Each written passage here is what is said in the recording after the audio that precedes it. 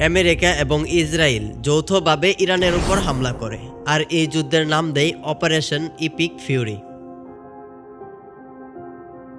এটা একদিনের যুদ্ধ নয়। আমেরিকা বলেছে এই যুদ্ধ কয়েকদিন ধরে চলতে থাকবে। সবথেকে কষ্টের বিষয় হচ্ছে ইরানের supreme leader Ayatollah Ali Khamenei তার অফিসে অবস্থান করছিলেন। এমন অবস্থায় তাদের উপর আক্রমণ করা হয়। খামেনির সাথেই তার মেয়ের জামাই সহ তার নাতনিও সেখানে মারা যায়।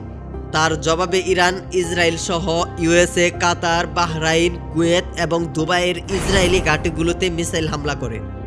যেখানে যেখানে মিসাইল হামলা করা হয়েছে সেখানে আপনার আমার পরিজন সহ লাখ লাখ বাঙালি বাস করে। যদি এই যুদ্ধ এখানেই না থামে তাহলে খনিজ তেলের বাজারে ধস নামবে, যেখানে বাংলাদেশে শুধুমাত্র 14 দিনের জ্বালানি বাকি আছে।